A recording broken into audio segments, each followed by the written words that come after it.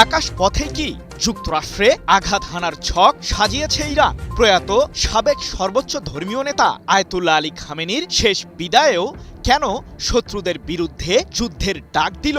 যুদ্ধের ময়দানে কেউ কিন্তু কোনো দেশকে ছাড় দেওয়ার পাত্র না, কিন্তু ইরান যেন যুক্তরাষ্ট্রের উপর একদম অজু করে নেমেছে। কারণ বারবার ইরানের বার্তা চলে আসতেছে যে আকাশ পথেই নাকি যুক্তরাষ্ট্রকে হামলা করতেছে ইরান।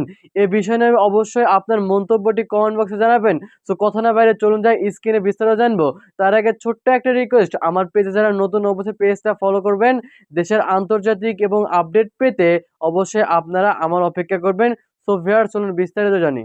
ইরানকে ঘিরে প্রতিনিয়তই ষড়যন্ত্রের পায়তারা চালাচ্ছে যুক্তরাষ্ট্র ও ইসরায়েল। সম্প্রতি জানা গেছে ইরানের বিরুদ্ধে আবারও পূর্ণাঙ্গ মাত্রায় সামরিক অভিযান চালানোর ফাঁদ বানাচ্ছে ইহুদিবাদীরা।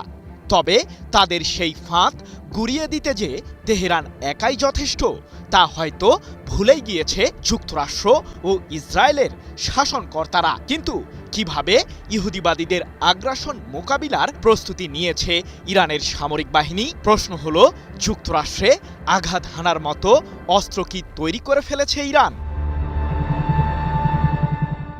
আয়াতুল্লাহ আলী খামেনিকে হত্যা করেই যেন বিশাল বড় ভুল করে বসেছে যুক্তরাষ্ট্র ও ইসরায়েল, যার মাসুল এখন হারে হারে গুনতে হচ্ছে ইহুদিবাদীদের। যদিও তারা ভেবেছিল ইরানের সাবেক সর্বোচ্চ ধর্মীয় নেতাকে হত্যা করার মাধ্যমেই হয়তো দেশটির ইসলামিক শাসন ব্যবস্থাকে ভেস্তে দিতে সফল হবে যুক্তরাষ্ট্র ও ইসরায়েল, কিন্তু ঘটেছে তার পুরো বিপরীত ঘটনা।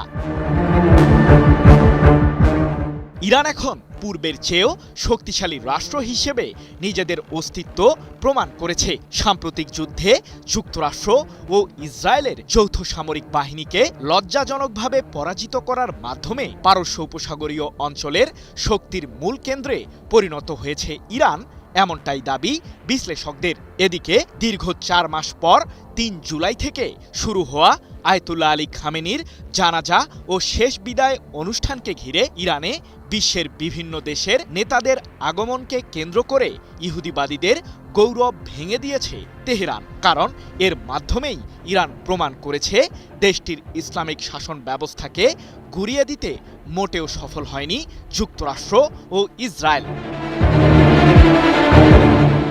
আয়াতুল্লাহ আলী খামেনির শেষ বিদায় অনুষ্ঠানের মাঝেই ইরানের সর্বোচ্চ প্রতিরক্ষা বাহিনী আইআরজিসির অ্যারোস্পেস ফোর্সের প্রধান মাজিদ মুসাভি জানিয়ে দিলেন, শত্রুদের বিরুদ্ধে প্রতিশোধের আগুন এখনও দাউ দাউ করে জ্বলছে ইরানিদের মধ্যে। যুক্তরাষ্ট্র ও ইসরায়েলের বিরুদ্ধে আচমকা প্রতিক্রিয়া জানাতে পুরোপুরি প্রস্তুত তেহরান। এক প্রতিবেদনে বিষয়টি নিশ্চিত করেছে যুক্তরাজ্য ভিত্তিক সংবাদ মাধ্যম ইরান ইন্টারন্যাশনাল। অন্যদিকে সমরাস্ত্র তৈরির দৌড়ে প্রতিনিয়তই সফলতা অর্জন করেই চলেছে ইরান। তাই তো সম্প্রতি দেশটির ভারপ্রাপ্ত প্রতিরক্ষা মন্ত্রী মাজিদ ইবনে রেজা বলেছেন, ক্ষেপণাস্ত্র ও ড্রোন সক্ষমতা আমাদের জাতীয় নিরাপত্তার প্রতীক।